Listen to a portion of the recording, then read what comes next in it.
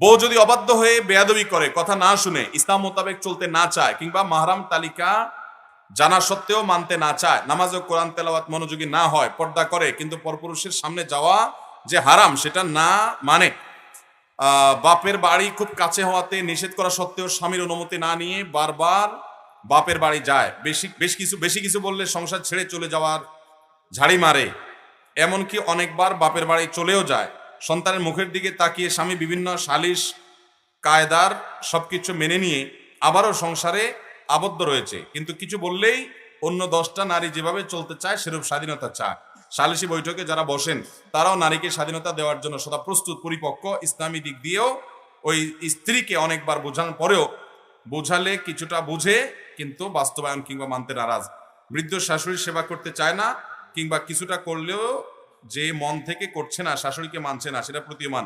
এক্ষেত্রে ইসলামী নিয়ম মাফিক করণীয় কি? বাবারে এত দোষ আপনার বউয়ের! স্ত্রী তার স্বামীর মায়ের নামে মিথ্যাচার করলে স্বামীর পক্ষান্তরে ছেলের মা ও পুত্রবধূর নাম মিথ্যাচার, বাবা এত দোষ!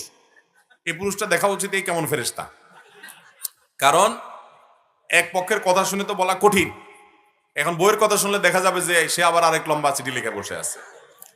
যদি যেমন লিখেছেন বাস্তবে এরকম হয় আর আপনি আসলেই একেবারে দুধের দোয়া হন, আসলে আপনি ভালো মানুষ হন, আপনার ভিতরে কোনো দোষ নাই, সে শুধু উল্টাপাল্টা করে, তো আমার প্রশ্ন হলো আপনি এইরকম মহিলা বিয়ে করার আগে চিন্তা করেন নাই কেন?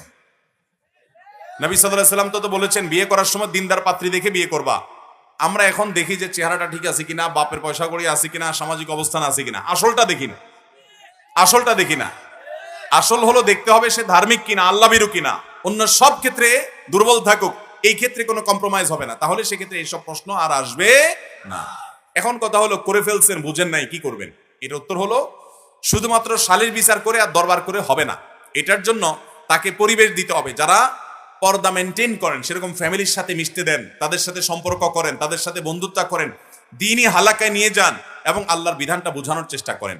অনেক সময় স্বামীর নসিহত বই মানে না। ওই যে একটা কথা আছে না বাংলায়, যে পীর মানে না গায়ে, মানে গ্রামের মানুষ পীর মানে না, বাইরের লোক মানে। পীর মানে না বয়ে, পীর মানে না বন্ধু বান্ধব, পীর মানে না এরকম কি জানি একটা আছে, অর্থাৎ কাছের লোকদের কাছে এগুলো চলে না, বাড়ির গরু ঘাটের ঘাস খায় না, আছে না? তো ঠিক একইভাবে অনেক সময় স্বামীর কথা হয় না, আপনি নিজে সারাদিন ওয়াজ করবেন আর সে সংশোধন হয়ে যাবে, এটা হয় না। অন্য ওলামাদের বিভিন্ন মজলিসে নিয়ে যান, কথাগুলো শুনান, দিনী পরিবেশে নিয়ে যান, আল্লাহর কাছে দোয়া করেন এবং চেষ্টা করেন বিভিন্ন ভাবে, ইনশাআল্লাহ হেদায়েত দেওয়ার মালিক আল্লাহ রাব্বুল আলামিন।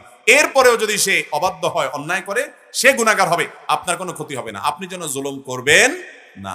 আল্লাহ তাআলা আমাদেরকে দাম্পত্য জীবনে সবাইকে সুখী হওয়ার তৌফিক দান করুন।